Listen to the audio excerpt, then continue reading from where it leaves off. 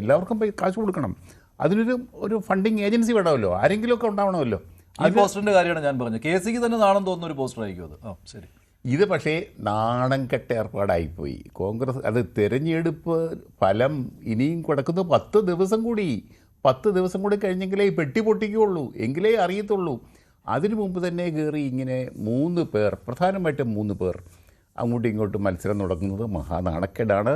Vote ചെയ്തവരോട് കാണിക്കുന്ന അപമര്യാദയാണ് തീർച്ചയായിട്ടും, യാതൊരു സംശയമില്ല. ഇപ്പോൾ ഈ OC-യുടെ സ്വപ്നം സാക്ഷാത്കരിക്കാൻ പറയുമ്പോൾ ശരിയാണ്, ഉമ്മൻചാണ്ടിയും രമേശ് ചെന്നിത്തലയും തോളോട് തോൾ ചേർന്ന് പ്രവർത്തിച്ചവരാണ്. തർക്കമുണ്ടായിരുന്നു അവർ തമ്മിൽ. 2011 മുഖ്യമന്ത്രിയാകാൻ തനിക്കും അർഹതയുണ്ട് എന്ന് രമേശ് ചെന്നിത്തല വിശ്വസിച്ചിരുന്നു. തന്നെ നായരായി ബ്രാൻഡ് ചെയ്താണ് എന്ന് അദ്ദേഹം തുറന്നു പറയുകയും ചെയ്തിരുന്നു. ഒരു വേള ഒരു അധികാരമാറ്റം ആ 5 വർഷത്തിനിടയിൽ ഉണ്ടാകുമെന്ന് രമേശ് ചെന്നിത്തല സ്വപ്നം കണ്ടിരുന്നു. അല്ലെങ്കിൽ അങ്ങനെ ഒരു ഉറപ്പ് തനിക്ക് കിട്ടിയിട്ടുണ്ട് എന്ന് പറയുവാൻ അദ്ദേഹം ഇപ്പോഴും ആഗ്രഹിക്കുന്നു. പക്ഷേ അന്ന് ആ മുഖ്യമന്ത്രി പദവി അദ്ദേഹത്തിന് കിട്ടിയില്ല. അപ്പോൾ OC-യുടെ പാത പിന്തുടരുവാൻ RC എന്ന രീതിയിൽ ശരി അത്തരം പോസ്റ്ററുകൾ, മറ്റു ചില പോസ്റ്ററുകളും